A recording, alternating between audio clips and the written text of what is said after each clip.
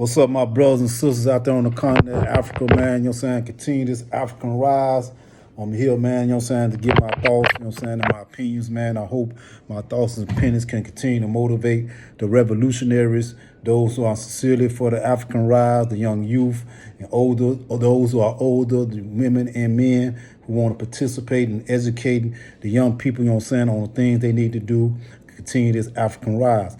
We must support each other. We must educate the brothers and sisters, man, on how they can take control of their destiny, take control of not allowing Africa continue to stay undeveloped, to not allow Africa continue to allow for outside forces to get coca spirit, to sell our bootlickers, Uncle Tom's, to continue to keep the continent in condition, you know what I'm saying?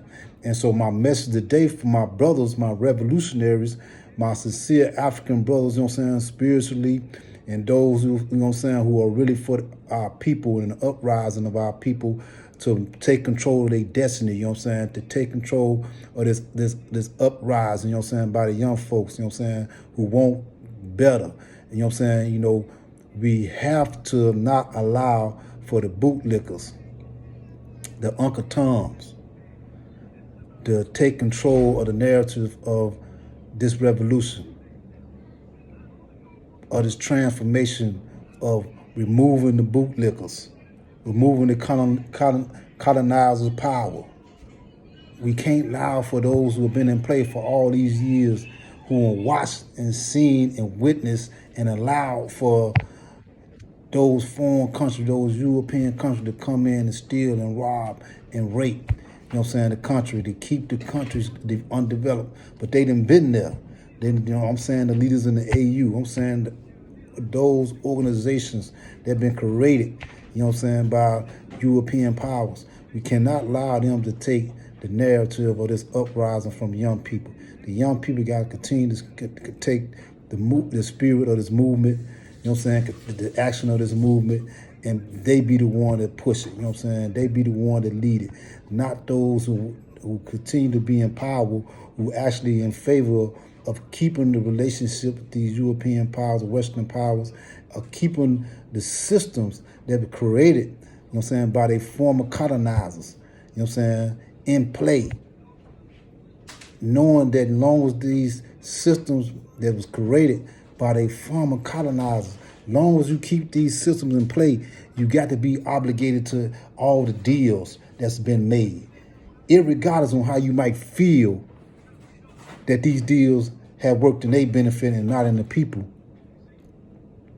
These deals are in play when you operate in a system.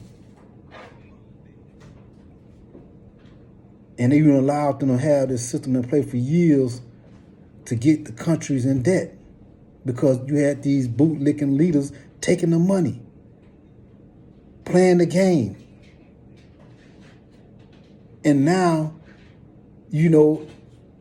a person want to change up, but at the same time you want to change up, you want to keep the system. But the system, you know what I'm saying, it's been created by them.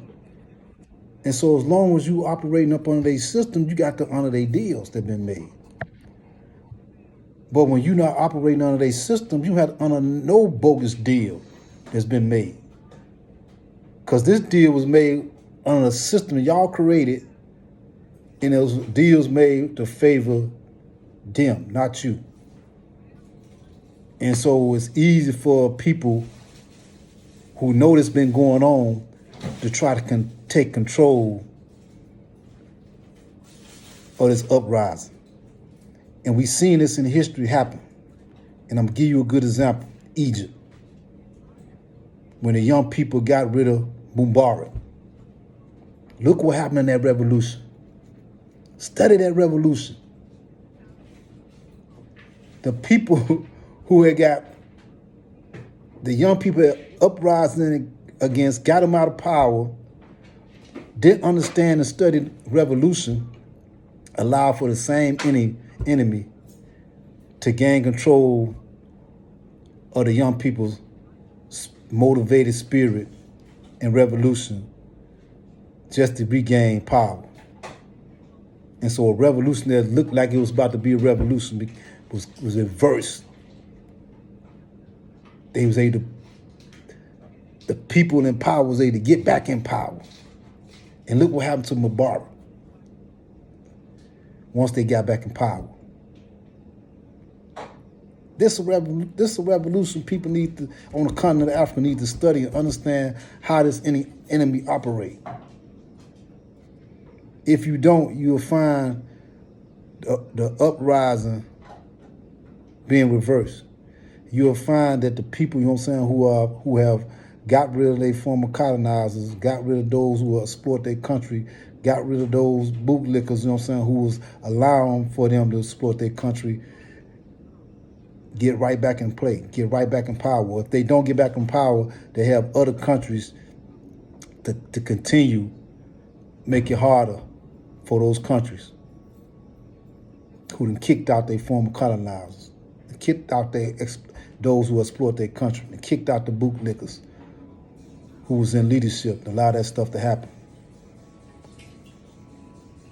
And so this is a warning to the revolutionaries, those who study, those who are on platforms trying to inform the people, trying to educate the people. Don't forget to study history. Don't get so caught up in that motivation, inspiring action and stuff you seeing going on the continent, and forget to study history. And not knowing that this enemy don't stop strategizing, don't stop working to figure out how they can get back in control. Because it's been so beneficial. It's been so good to them to have our people not focus on them. It's been so good to be able to get all the natural resources for a little bit of nothing. It's so beneficial. So for anybody to think they want to lose that, they don't want to get that back, that they're not plotting, they're not strategizing, they're not realizing that, hey, we still got a large portion of people that we help and put in play and keep in play, still in play. Somehow we can't use them to deal with this few, to put some water on this fire from these young people on the continent. So like I said, it's the responsibility of the revolutionaries, to those who are sincere, to educate the many, to reach the many, to not forget history, to not allow the bootlickers, those who are still in power in certain countries, who have been in power for 30, 20 years, who have been there watching exploiters, watching these colonizers do what they do, to made the deals, to took the money. When you look at Ghana, look what happened. The leaders in Ghana then took money from the Western powers and put their country in debt. They still, you know what I'm saying, allow for these Western powers to set up militaries in their countries. And you have so many other leaders that still, you know what I'm saying, embrace the system that's created by this enemy. And they thinking, you know what I'm saying, somehow they can change the condition and be able to develop with this system.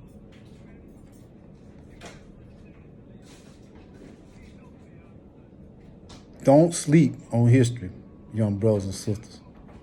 Study history. It's going to help you in this uprising. It's going to help you bring about a better and greater Africa for all, so everyone will benefit. If you don't study this history, you don't study your enemy and their movement, you'll find yourself right back in physical slavery and in mental slavery. And the conditions will still stay the same. And you'll still see death, disease, war, and division amongst your people. That's my thought for today, man. Continue this African rise. All in for you.